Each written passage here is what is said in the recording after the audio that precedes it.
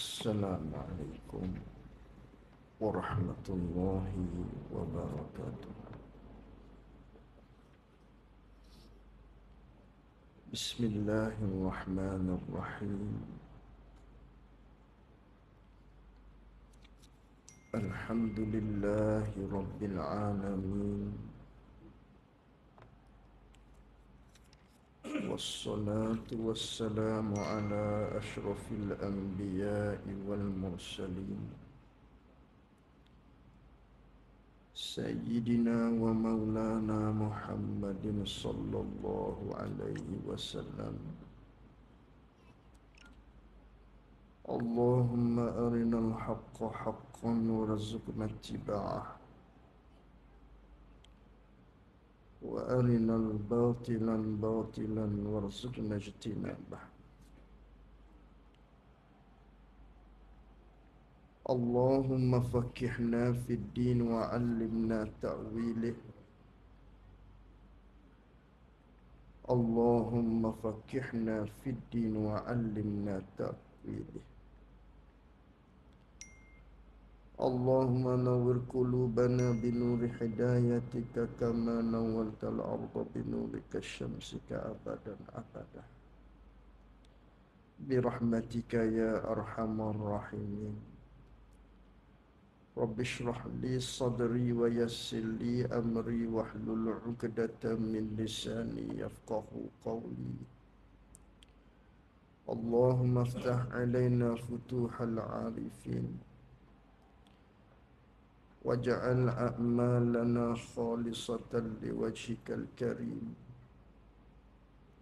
Allahumma salli wa sallim ala sayyidina wa maulana Muhammad.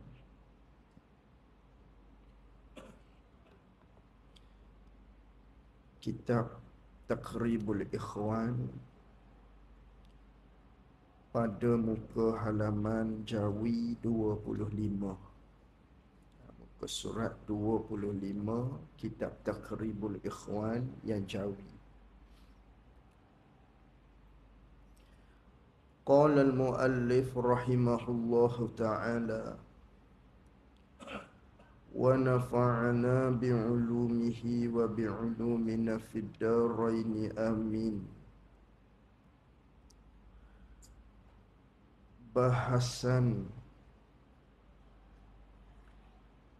Bahasan yakni ini satu pembahasan. Ini suatu pembahasan khilaf, yakni ada khilaf, ada perselisihan di kalangan pendapat antara Asy'ariyah dan juga Maturidiyah, di mana khilafnya ialah yang manakah Nabi Musa mendengar, yakni mendengar akan kalam Allah pada Bukit Tursina. Dan begitulah juga yang manakah yang Nabi kita Muhammad sallallahu alaihi wasallam mendengar apabila Rasulullah bercakap dengan Allah Ta'ala pada malam Mi'raj, yakni pada malam Isra' dan Mi'raj. Baik, kita sambung lagi, di mana pada malam ini pengarang kita nak membahaskan kepada kita apakah yang didengar oleh Nabi Musa alaihi salam apabila Nabi Musa alaihi salam berdialog, bercakap, berkata-kata dengan Allah Subhanahu wa taala di Bukit Tursina. Sebagaimana Allah Taala berfirman, wa kallamallahu Musa taklima. Berkata-katalah Allah Taala akan Nabi Musa akan sebagai berkata-kata, dengan maknanya Allah dia bercakap dengan Nabi Musa. Jadi soalnya, apakah yang didengar oleh Nabi Musa? Allah bercakap dengan Nabi Musa di Bukit Tursina. Apakah yang didengar oleh Nabi Musa tu? Kemudian Nabi kita sallallahu alaihi wasallam bercakap dengan Allah Ta'ala pada peristiwa Mi'raj.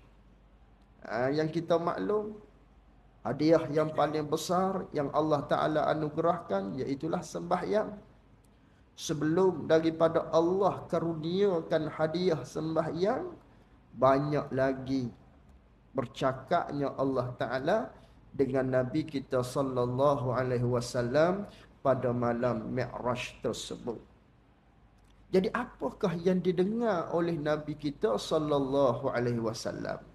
Ini berlaku perselisihan di kalangan para ulama. Rentetan daripada pembelajaran kita dalam tajuk sifat kalam, yang mana wajib kita i'tiqad Allah dia bersifat dengan sifat kalam. Dia bersifat dengan satu sifat, namanya sifat tu sifat kalam. Terjemah dalam bahasa Melayu, sifat kalam ni sifat perkata. Allah bersifat dengan sifat perkata. Ataupun dalam bahasa Arab, Allah dia bersifat dengan sifat kalam.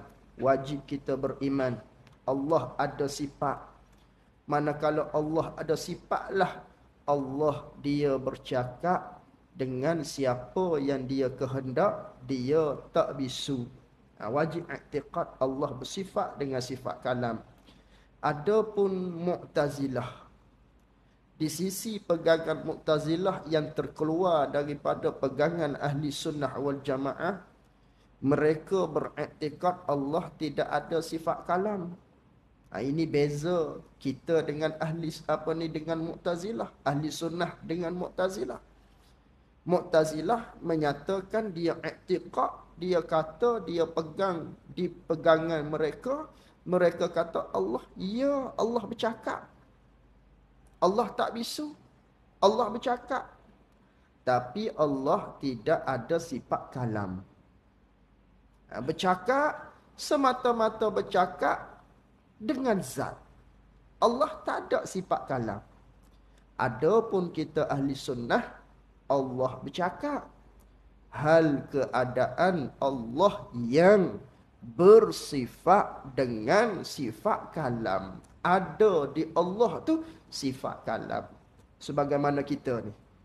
Ni nak banding saja. Ni ibu ayah anda semua duk dengar ni, saya duk bercakap. Yang ibu ayah dengar saya duk bercakap ni, apa yang ibu ayah faham? Oh, saya ni ada sifat perkata, sifat kalam hak makhluk. Ada di saya ni, sebab tu saya boleh bercakap. Takdirlah tidak ada di saya ni sifat perkata. Demikian juga tuan-tuan semua, ibu-ibu ayah anda semua. Kalau tidak ada sifat kalam hak makhluk, hak Allah Ta'ala jadikan di kita, nescaya kita bisu. Tak boleh nak bercakap. Sekarang ni memanglah duk dengar hak saya duk bercakap. Bukan bermakna ibu-ibu ayah-ayah ni bisu. Tak. Ada di ibu-ibu ayah-ayah semua sifat kalam di tuan-tuan dan di pada ayah-ayah anda semua. Ada satu sifat tu. Allah jadikan di kita hak makhluk sifat kalam ada di kita. Hal keadaan kita bersifat dengan sifat ni lah kita boleh bercakap. Tu sifat tu ada di kita. Hal keadaan kita ada sifat ni lah kita boleh bercakap. Bukan bercakap iaitu dengan maknanya semata-mata ada mulut ada lidah. Tak. Orang yang ada mulut, ada lidah. Tapi bisu, ada tak? Ada. Mulut ada. Lidah dia ada. Tapi tak boleh nak bercakap, tak boleh nak mengeluarkan suara. Sebab apa dia tak boleh nak mengeluarkan suara? Kalau kita kata bercakap tu ialah dengan mulut, bukan dengan sifat kalam, bukan dengan satu sifat yang ada di kita, tapi bercakap tu dengan mulut, dengan lidah. Orang hak bisu ada mulut, ada lidah. Tapi tak boleh nak mengeluarkan, tak boleh nak bercakap. Sebab apa? Sebab tidak ada di dia sifat. Jadi bercakap ni hal keadaan kita ada sifat. Itu hak betulnya. Kita bercakap boleh bercakap kita tak bisu ni kerana ada pada kita satu sifat. Apakah sifat tu? Namanya sifat kalam. Tapi kalam hak makhluk lah, hak Allah jadikan di kita. Daripada kerana ada sifat ni, kita boleh bercakap, kita tidak bisu. Ini hak nak fahamnya. Maka demikianlah kita duk belajar sekarang tentang sifat Allah. Allah dia kata dia bercakap dengan Nabi Musa. Dia bercakap dengan Nabi Adam alaihissalam. Dia bercakap dengan malaikat. Allah bercakap dengan Nabi kita sallallahu alaihi wasallam. Allah bercakap dengan ahli syurga kelak pada masa yang lagi akan datang. Allah bercakap. Menunjukkan bahawa Allah tak bisu. Menunjukkan Allah Ta'ala itu ada di dia sifat kalam. Allah bercakap hal keadaan dia bersifat dengan sifat kalam. Tu gitu. Ada pun Mu'tazilah tak. Allah bercakap lah. Tapi Allah tak ada sifat. Tu Mu'tazilah. Jangan kita faham bila belajar bercakap berkaitan dengan Allah berkata, Allah bercakap ni dengan makna Allah bercakap dengan mulut, Allah ada lidah. Bukan. Hak tu tak ada kata begitu tu. Hak tu bukan ahli sunnah wal jamaah tu bercakap dengan mulut, Allah ada lidah. Tak ada tu. Hak tu mujassimah. Sekarang kita duk bahas tentang sifat. Bukan duk bahas tentang Allah ada lidah, Allah ada mulut. Bukan duk bahas hak tu sekarang ni. Hak tu maha suci Allah Ta'ala. Sekarang kita duk bahas tentang sifat Allah. Manakala Allah bersifat dengan sifat kalam, dia bercakap. Dia bercakap. Lalu tu, persoalan kita pada malam ini yang nak dibahaskan oleh pengarang, apakah yang Nabi Musa dengar apabila Allah bercakap dengan Nabi Musa di Bukit Tur Sina? Apakah yang Nabi kita dengar apabila Nabi kita bercakap dengan Allah Ta'ala pada peristiwa Mi'raj? Atah daripada Sidratil Muntaha. Ni pun satu cerita. Jangan kita i'tiqad Allah di Bukit Tur Sina. Jangan sesekali kita i'tiqad Allah berada atas daripada Sidratil Muntaha di mustawa di arah. Bukan. Ini Nabi kita bercakap di mustawa ni, itu tempat Nabi kita. Tempat Nabi kita, maka Allah zahirkan di sana. Allah buka hijab, Allah buka tirai, Allah buka dinding di Nabi kita sewaktu Nabi kita berada di mustawa. Maka di sanalah Allah buka hijab tu kepada Nabi kita. Tempat tu tempat Nabi kita. Lalu tu Nabi melihat Allah, bercakap dengan Allah. Bukan makna Allah berada di situ, Nabi kena pergi situ sebab Allah duduk situ. Bukan makna tu. Ni kalau kita i'tikad begitu, maka bukan kita daripada kalangan ahli sunnah wal jamaah. Kerana Allah tidak sama sekali bertempat, Allah tidak sama dengan makhluk. Habis tu tempat siapa? Tempat Nabi kita. Di Bukit Tur Sina tu, Allah berada di Bukit Tur Sina kah? Tempat Nabi Musa. Tempat Nabi Musa, di situlah Allah buka hijab kepada Nabi Musa. Nabi Musa boleh bercakap dengan Allah. Lalu tu soalnya, apa yang Nabi Musa dengar? Apakah yang Nabi SAW dengar pada ketika mana? Pada malam Mi'raj tersebut. Lalu tu di sini ada selisih pandangan. Yang pertama, berkata Asy'ari, yakni Imam Abu Hasan Asy'ari. Yang jalanan kita sekarang ni lah. Jalanan Nusantara dalam bab akidah bermazhabkan dengan mazhab Imam Abu Hasan Asy'ari yang dinamakan kita ni golongan Asy'ariyah. Kalau sebelah-sebelah hak kulit gelap ataupun sebelah-sebelah tan Uzbekistan sebelah sana, kebanyakannya mereka dengan jalanan mazhab Maturidiyah. Itu dalam bab akidah.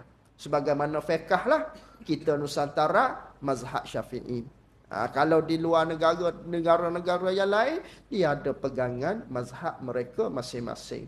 Akidah kita Asy'ariyah. Ini Asy'ariyah ni pelopor dia Imam Abu Hasan Asy'ari. Maka berkata Imam Abu Hasan Asy'ari dalam masalah ni, apakah hak Nabi Musa dengar?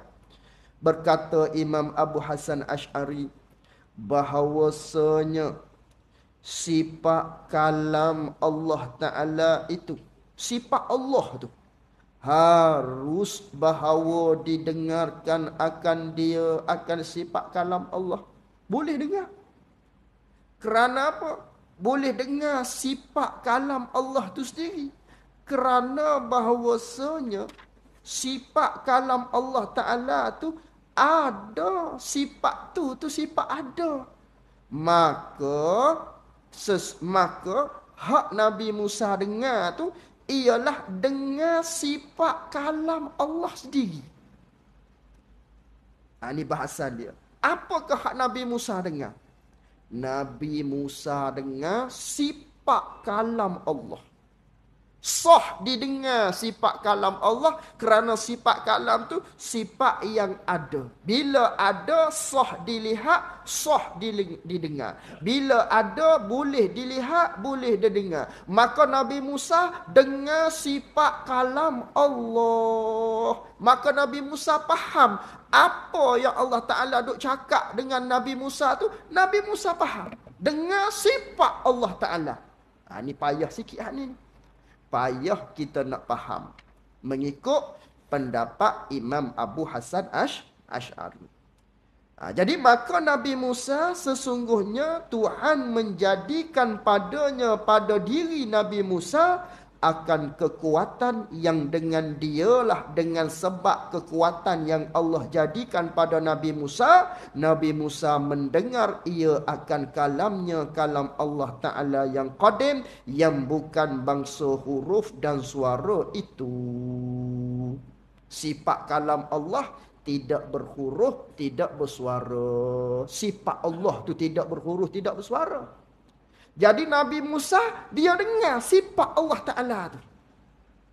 Kalau kata di Nabi kita sallallahu alaihi wasallam, mengikut pendapat ni, Nabi kita sallallahu alaihi wasallam dengar sifat perkata Allah tu. Dengar hak sifat Allah tu. Lalu tu Nabi kita faham. Lalu tu Nabi Musa faham apa yang Allah cakapkan kepada Nabi Musa, apa yang Allah cakapkan kepada Nabi kita sallallahu alaihi wasallam. Yang mana sifat kalam Allah tidak berhuruf, tidak suara. Tapi Nabi Musa dengar. Tetapi Nabi Musa faham. Tetapi Nabi kita sallallahu alaihi wasallam faham apa yang disampaikan oleh Allah Subhanahu wa taala.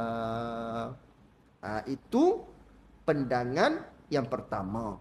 Itu payah kita nak faham pandangan yang pertama. Hak pandangan yang kedua ni mudah kita faham. Ni ada khilaf. Jadi yang kedua, dan kata Abu Mansur Maturidi. Ini Imam Abu Mansur Maturidi. Dan berkata juga oleh Abu Ishaq Al-Isfirayini. Abu Ishaq Isfirayini ni, kalau nisbah kepada tertib, dia panggil cucu kepada Imam Abu Hasan Asy'ari, nisbah belajar. Bukan cucu sungguh. Cucu nisbah belajar. Cucu murid lah. Imam Abu Ishaq Al-Isfirayini. Bermakna Imam Abu Ishaq Al-Isfirayini, dia bukan bermazhab dengan mazhab Maturidi. Dia mazhab Asy'ariyah. Tetapi dalam bab ni, dia sama dengan Imam Abu Hasan Asy'ari. Dengan Imam Abu Mansur Maturidi. Dia sama dengan Maturidiyah dalam pandangan ini. Walha Asy'ariyah bukan begini. Tetapi dia ni Asy'ariyah, Abu Ishaq al-Isfirayini ni. Tapi pandangan dia dalam soal ini, apakah hak Nabi Musa dengar sama dengan Maturidiyah? Apa dia? Kata Imam Maturidi dan juga Imam Abu Ishaq al-Isfirayini. Jadi kata Imam Abu Mansur Maturidi dan Abu Ishaq al-Isfirayini daripada alim ulama ahli sunnah, dia kata begini, hak Nabi Musa dengar tu, bahawasanya mendengar akan kalam Allah Ta'ala, dengar sifat kalam Allah Ta'ala tu, yang qadim tertegah ia. Kata Imam Abu Mansur Maturidi. Kata Imam Abu Ishaq Maturidi, Imam Abu Ishaq al-Isfirayini. Dia kata, sifat kalam Allah tak boleh nak dengar. Mana boleh dengar? Mustahil pada adab nak dengar sifat kalam Allah. Tak boleh dengar sifat tu. Dan bahawasanya, habis tu apa hak Nabi Musa dengar? Hak pandangan yang pertama tadi, dengar sifat kalam. Kata pandangan yang kedua ni, sifat kalam tak boleh nak dengar. Sifat Allah tu tak boleh nak dengar. Habis tu dengar apa? Dan bahawasanya yang didengar itu ialah beberapa lafaz. Beberapa lafaz, huruf, suara yang menunjuk, yang memberi faham. Ia beberapa lafaz tersebut di atas adanya sifat kalam yang qadim itu pada Allah Ta'ala. Ini pandangan yang kedua ni lebih mudah kita faham. Hak Nabi Musa dengar, hak Nabi kita sallallahu alaihi wasallam dengar lafaz. Dengar perkataan. Perkataan ni Allah hak jadikan. Bukan dengar sifat Allah. Dengar perkataan yang mana perkataan ni didengar oleh Nabi Musa, didengar oleh Nabi kita sallallahu alaihi wasallam, maka fahamlah bahawa Allah dia tak bisu, dia bersifat dengan sifat kalam. Tetapi hak didengar oleh Nabi kita, hak didengar oleh Nabi Musa, dengar perkataan yang ialah kalam lafzi. Dengar perkataan. Bukan dengar sifat Allah. Dengar perkataan. Tapi bila dengar perkataan, menunjukkan Allah tu tak bisu, menunjukkan Allah tu ada sifat kalam. Gisi tu jauh sikit. Hak tadi dengar sifat kalam sungguh. Hak ni bukan dengar sifat kalam. Tak boleh nak dengar sifat kalam. Dengar perkataan. Allah jadikan huruf, suara, lalu tu dengar di Nabi Musa. Apa hak Allah Ta'ala nak cakap? Apa hak Allah Ta'ala nak cakap kepada Nabi Muhammad antaranya? Diperintahkan dengan sembahyang. Begitu. Dengar tu dengar perkataan yang Allah jadikan huruf dan suara. Hak ni lebih mudah untuk kita faham. Dengar perkataan, huruf dan suara yang Allah jadikan. Begitu. Baik.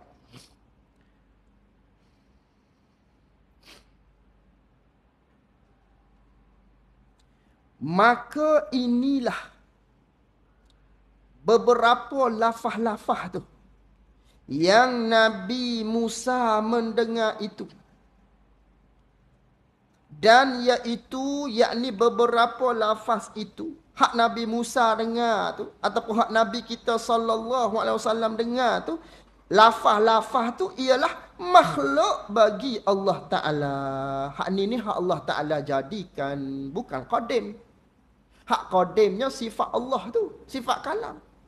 Huruf, suara, hak Nabi kita sallallahu alaihi wasallam dengar, hak Nabi Musa dengar, itu adalah makhluk Allah yang Allah jadikan. Antaranya hak Allah bercakap dengan Nabi Musa, di mana kata Allah Ta'ala, wa ma tilka biyaminika ya Musa. Ketika Nabi Musa berada di Bukit Tursina, Nabi Allah Ta'ala kata kepada Nabi Musa, wa ma tilka biyaminika ya Musa. Hei Musa, pada tangan kamu tu ada apa? Allah tanya. Banyaklah dialog Nabi Musa dengan Allah Ta'ala. Dialog Allah dengan Nabi Musa. Fakhla' na'laika innaka bil wadil muqaddasi tuwa. Buka selipar engkau wahai Musa, kerana sekarang kamu berada pada tempat yang suci. Atau Allah bercakap dengan Nabi Musa. Jadi apa hak Nabi Musa dengar? Dengar perkataan. Perkataan tu makhluk Allah. Allah jadikan. Dengar perkataan, maka Nabi Musa faham. Dengan bahasa Arab ke? Kalau hak Nabi Musa, dengan bahasa dia lah. Tapi Nabi Musa tu faham. Begitu. Dengar perkataan. Ini pandangan yang kedua. Yang mana perkataan itu adalah makhluk Allah Ta'ala yang Allah jadikan. Itu dengan ittifaq segala mazhab. Baik. Dan perkataan yang akhir ini, pandangan yang kedua ni, yakni perkataan Imam Abu Mansur Maturidi dan Abu Ishaq Al-Isfirayini itu, inilah yang terlebih hampir, yang terlebih mudah faham pada fikiran akal kita. Intaha di dalam kitab Tawdihul Aqaid. Jadi perkataan pandangan yang kedua, apakah yang Nabi Musa dengar? Dengar perkataan, yang mana perkataan ini adalah Allah yang jadikan perkataan tersebut, lalu tu Nabi Musa dengar, maka inilah yang mudah untuk kita faham berbanding daripada pendapat yang pertama. Apakah hak Nabi Musa dengar? Dengar sifat Allah Ta'ala, sifat kalam itu sendiri. Hak ni payah kita faham. Hak mudah kita fahamnya, hak Nabi Musa dengar apa? Dengar perkataan yang mana Allah Ta'ala jadikan perkataan tersebut. Lalu tu didengarilah oleh Nabi Musa. Nabi Musa faham apa yang Allah Ta'ala beritahu. Dan mentahkikkan akan perkataan yang akhir ini. Mentahkik maksudnya, dan telah menyokong serta dengan dalil. Atau bukan sokong-sokong saja, sokong beserta ada dalil. Itu dia panggil tahqiq. Dan telah mentahkikkan perkataan yang akhir ini, iaitu pendapat yang kedua ni, iaitu Nabi Musa dengar perkataan tu adalah makhluk Allah. Maka hak ni perkataan yang akhir ini telah ditahkikkan oleh pengarang kitab Tahzibul Kalam, dan memanjang ia pengarang bagi kitab Tahzibul Kalam akan perkataan tersebut pada pembahasan ini, pada pembahasan sifat kalam. Ini kitab besar-besar lah. Cuma pengarang kita cerita bahawa pandangan ini disokong oleh ulama-ulama, kerana hak ni lebih mudah untuk kita faham. Habis kat situ. Itu permasalahan tentang apakah yang Nabi dengar. Nabi bercakap dengan Allah, apakah hak Nabi dengar? Maka dengar di sini ada dua pandangan. Yang pertama, dengar sifat Allah itu sendiri, maka Nabi faham. Pandangan yang kedua, bukan dengar sifat Allah, dengar perkataan yang Allah jadikan perkataan itu huruf dan suara, lalu tu Nabi pun dengarlah. Fahamlah di Nabi apa hak Allah Ta'ala cerita tu. Itu pandangan yang kedua. Habis kat situ tentang masalah sifat kalam. Seterusnya kata pengarang, bahasan tentang sifat takwin. Wallahu alam. Kita sambung pada yang akan datang pada pembahasan sifat yang khususnya. Seterusnya kita masuk pada kitab Muniyatul Musalli. Muniyatul Musalli ni di muka surat berapa 29. Kalau hak Rumi, hak Jawi 29, tentang sembahyang gerhana matahari. Betul ke kat situ? 29 baris yang ke 1 2 3 4 5 6 7 8 9 10. Baris yang ke 10 dibilang daripada bawah. Betul ke kat situ? Betul. Okay. Qala al-muallif rahimahullahu ta'ala wa nafa'ana bi'ulumihi wa bi'ulumina fid daraini amin. Dan setengah daripadanya daripada sunat-sunat sembahyang yang muakkad. Antara sembahyang sunat hak dikuat tuntut pada syarak, maknanya yang amat-amat digalakkan. Yang mana sembahyang sunat tu terbahagi kepada dua. Satunya yang muakkad, maksud muakkad ni amat-amat digalakkan. Ataupun satu lagi ghairu muakkad. Sunat juga tapi ghairu muakkad, yang tidak kuat dituntut. Jadi di antara yang sunat sembahyang hak amat-amat digalakkan, iaitulah sembahyang gerhana matahari. Sembahyang sunat gerhana matahari apabila berlaku gerhana. Sekurang-kurang ia, ni kita bila berlaku gerhana ni kita kena tengok pada ni lah. Apa ni? Pengisytiharan lah oleh jabatan-jabatan agama. Dia beritahu kepada kita akan berlaku gerhana, sama ada matahari ataupun bulan, maka pada ketika itu sunat untuk kita sembahyang gerhana ni. Jadi sembahyang gerhana matahari, sekurang-kurang ia seorang. Cara nak sembahyang sunat gerhana matahari ni sekurang-kurangnya dia sembahyang seperti sembahyang sunat zuhur jua. Sebagaimana kita sembahyang sunat lah. Sembahyang sunat qabliyah ataupun solat sunat ba'diyah zuhur tu. Begitu. Maknanya solat sunat 2 rakaat seperti biasa tu lah. Dengan cara seperti biasa. Ada qiyam sekali, ada rokok sekali. Kalau 2 rakaat, rokok jadi 2 rakaat. Jadi 2 kali. Begitu. Maksudnya 2 rakaat seperti biasa. Iaitu seperti sunat zuhur tu. Iaitu 2 rakaat lah. Yang ada di dalam 2 rakaat tu, 2 rokok dan 4 sujud. Kan? 4 sujud kan, dah 2 rakaat. Itu maknanya sembahyang seperti biasa, 2 rakaat sahaja. Itu paling kurang kita nak sembahyang gerhana matahari. Kemudian kalau hak dalam kitab Jawi tu, dan yang akmal daripadanya, hak ni sampai ayat tu turun.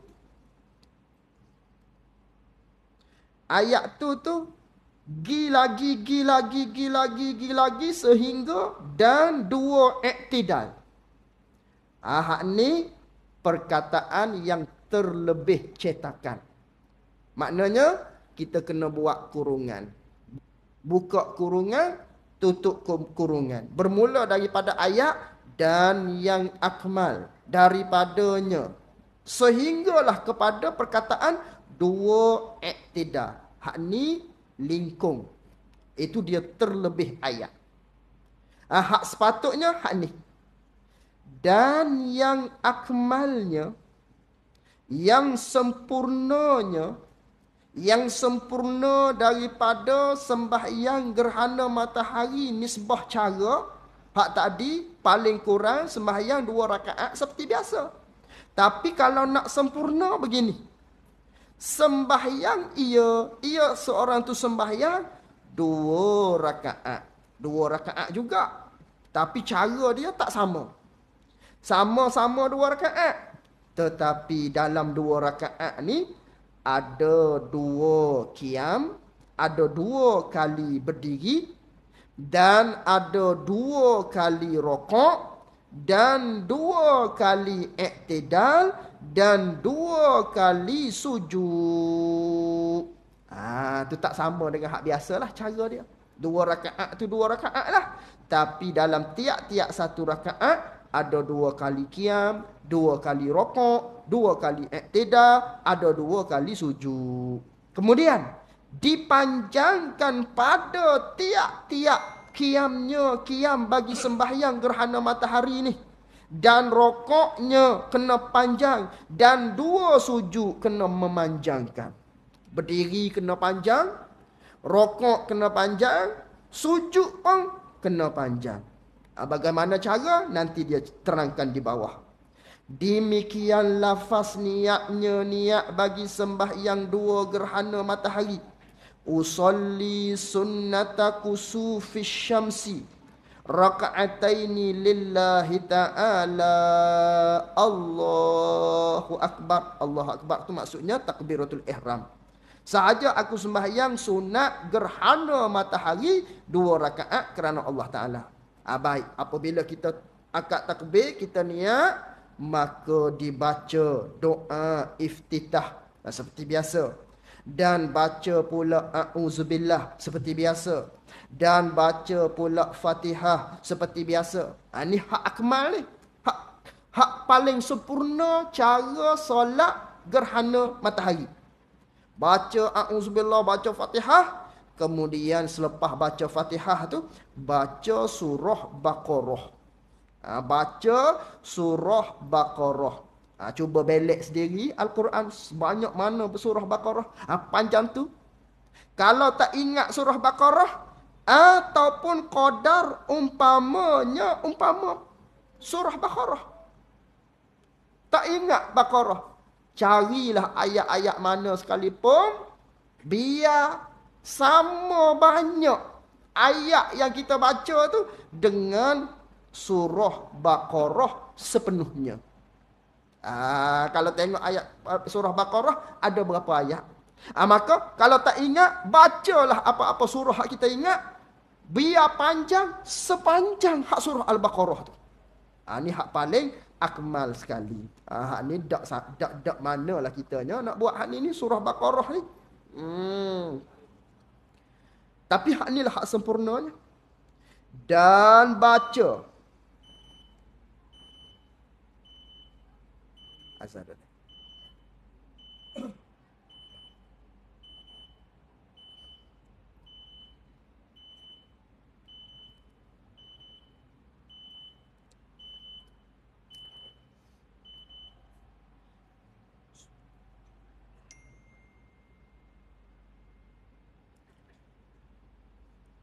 Dan pada surah, bukan pada surah tu, dan baca surah. Baiki situ tu.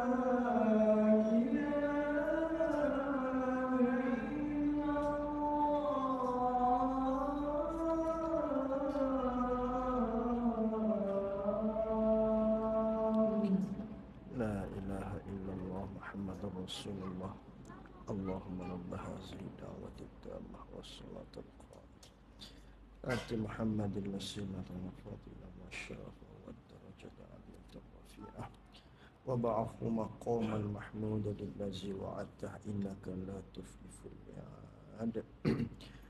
قال المؤلف رحمه الله تعالى, lebih kurang 10 minit lagi. Kata pengarang, cara sembahyang sunat gerhana matahari yang terlebih akmal ataupun yang akmal, yang sempurnanya, caranya kita sembahyang 2 rakaat, akan tetapi mengandungi pada satu-satu rakaat tu ada 2 kali qiyam, ada 2 kali rokok, ada 2 kali i'tidal, ada 2 kali sujud, ada 2 kali sujud gitu. Baik. Jadi caranya dia kata kita baca seperti biasa, kemudian setelah baca Fatihah baca surah Baqarah. Kalau tak ingat surah Baqarah, baca apa-apa surah biar sama panjang dengan surah Baqarah. Tapi hak ni banyak kita skip lah. Kita buat cara sama dah hak dengan sempurna tu, tetapi kita bacanya tidaklah sampai kepada tahap maknanya sepanjang surah Baqarah. Tapi tak apalah. Tapi hak paling akmal begini. Baca sepanjang seperti surah Baqarah.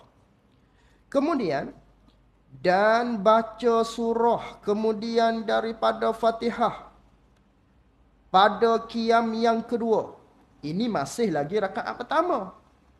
Setelah kita baca pada rakaat pertama siap, qiyam yang pertama pada rakaat yang pertama siap, kita pun rokoklah. Allahu akbar, rokok.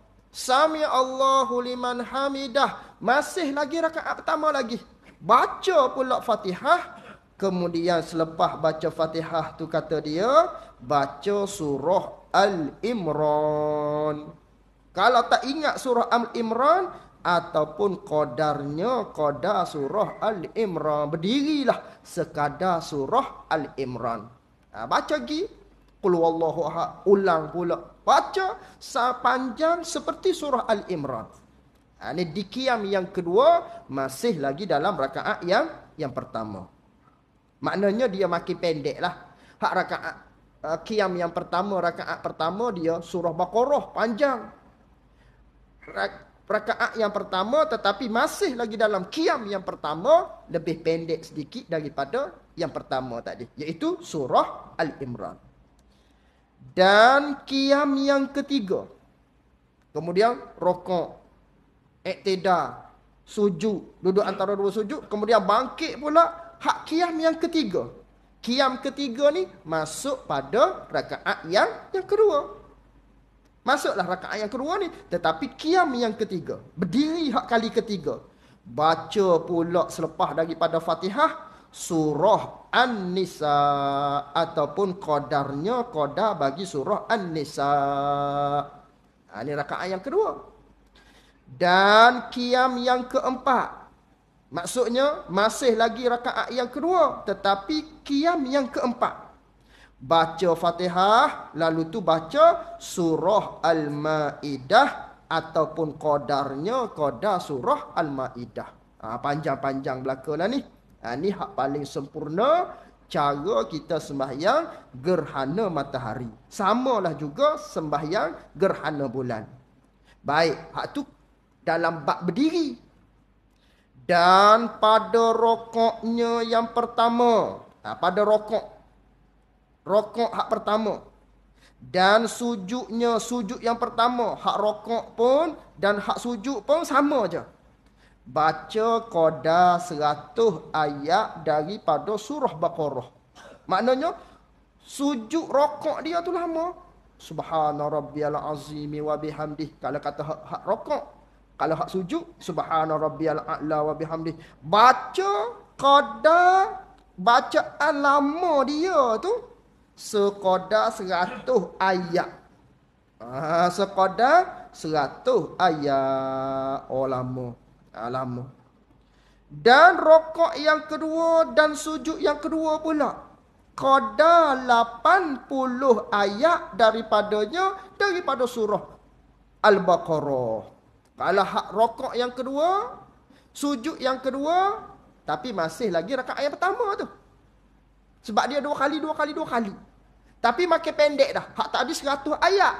Hak kali yang kedua ni rokok dengan sujud dia sekadar 80 ayat daripada ayat Baqarah. Selama tu kita rokok, selama tulah kita sujud. Dan sujud yang ketiga, hak ni rakaat yang kedua dah. Rakaat yang kedua, sujud kali yang pertama. Jadi sujud yang ketiga itu qadar, dan pada rokok yang ketiga dan sujud yang ketiga, ini rakaat yang kedua, qadar 70 ayat daripada surah Baqarah. 70 dah. Makin pendek dah. Dan pada rokok yang keempat dan sujud yang keempat, qadar 50 ayat daripada surah Al-Baqarah. Makin maksudnya makin ringan. Begitulah cara yang sempurna kita sembahyang gerhana.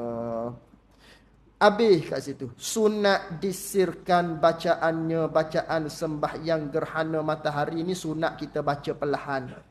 Seperti kita sembahyang zuhur, seperti sembahyang asar. Sebab kita lakukan pada waktu siang. Dan demikian pula sunat muakkad kita sembahyang gerhana bulan.